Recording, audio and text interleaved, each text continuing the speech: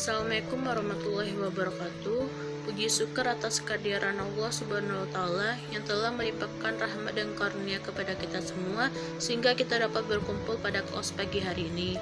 Yang terhormat Ibu dosen pengampu Ibu Rida Husnuhayati MPD serta rekan-rekan sekalian.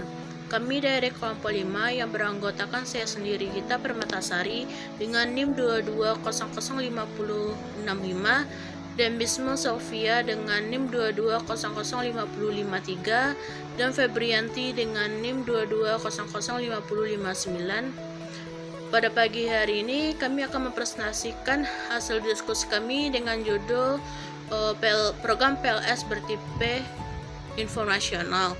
Kepada pemaparan materi pertama dipersilakan. Baiklah, saya akan menjelaskan tentang pengertian dari program informasional.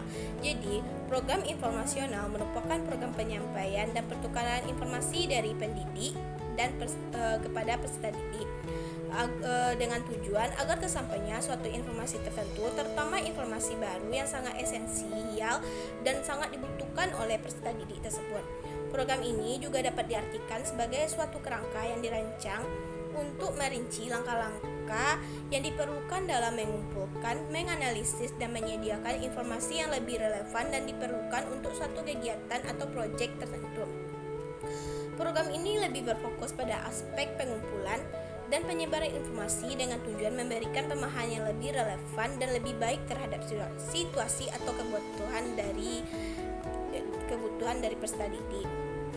Program ini juga memiliki arti, yaitu program yang bertujuan untuk menyebarkan informasi baru yang berguna dalam mengembangkan wawasan, pengetahuan, kesadaran dari peserta didik tersebut.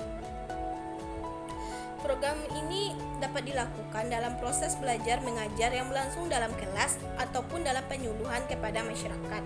Proses informasional ini memberikan segala informasi yang dibutuhkan oleh calon pendidik baik dalam akademi ataupun non-akademi.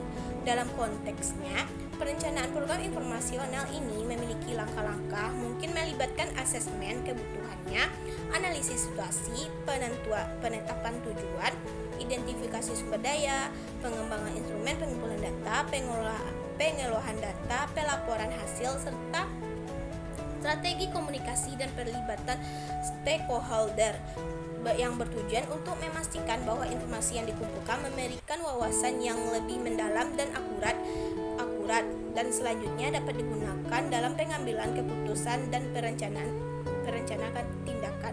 Sekianlah penyampaian dari saya, kembali ke moderator. Baiklah, selanjutnya saya akan menjelaskan tentang penetapan tujuan dan prioritas dalam perencanaan program bertipe pengembangan atau informasional. Penetapan tujuan dan prioritas dalam perencanaan program bertipe penerangan merupakan langkah penting dalam memastikan bahwa program tersebut efektif dan sesuai dengan kebutuhan. Langkah-langkah yang dapat diambil dalam penetapan tujuan dan prioritas perencanaan program bertipe penerangan yang pertama yaitu penetapan tujuan.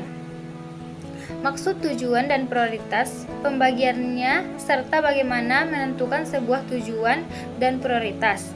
Yang kedua yaitu identifikasi tujuan yang jelas dan spesifik untuk program penerangan, seperti menyediakan informasi yang akurat dan mudah dipahami oleh khalayak sasaran. Perumusan tujuan program pendidikan non-formal yang sesuai dengan kebutuhan masyarakat dan konteks pendidikan non-formal. Yang kedua yaitu penetapan prioritas.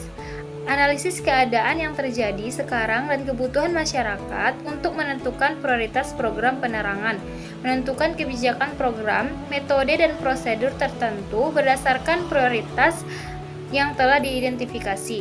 Dalam konteks perencanaan program bertipe penerangan, prioritas harus ditetapkan berdasarkan kebutuhan dan karakteristik khalayak sasaran sehingga program dapat memberikan informasi yang relevan dan bermanfaat. Sekian dari saya kembalikan kepada moderator.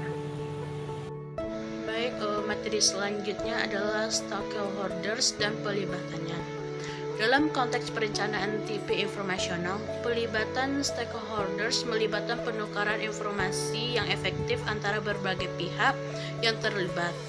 Ini mencakup penyampaian informasi perencanaan, tujuan, dan progres kepada stakeholders sekaligus mengumpulkan masukan dari mereka. Komunikasi terbuka dan transparan membantu memastikan bahwa semua pihak terinformasi dengan baik, memungkinkan partisipasi yang lebih baik dalam pengambilan keputusan, dan menciptakan pemahaman bersama terkait tujuan dan langkah-langkah diambil dalam perencanaan institusional. Ada beberapa pemangkuan kepentingan dapat diaplikasikan menjadikan 3 kelompok. Yang pertama itu adalah pemangku kepentingan utama, yang dimana mereka terkena dampak langsung positif dan negatif oleh suatu rencana atau kegiatan. Yang kedua adalah pemangku kepentingan utama. Mereka memiliki kewenangan hukum dalam pengambilan keputusan. Yang ketiga adalah pemangku kepentingan sekunder dan pendukung. Mereka yang tidak mempunyai kepentingan langsung terhadap suatu rencana, namun sangat peduli dengan progres pembangunan. Setelah berakhirnya pemaparan materi dari kelompok 5, di sini kami akan membuka 2 sesi. Yang pertama yaitu sesi penambahan materi dan tanya jawab. Kepada rekan-rekan sekalian yang ingin bertanya dipersilakan. Berakhir sudahlah presentasi kelompok 5. Jika ada kata-kata yang salah, mohon maaf. Saya akhiri dengan wabillahi taufiq wal hidayah. Wassalamualaikum warahmatullahi wabarakatuh.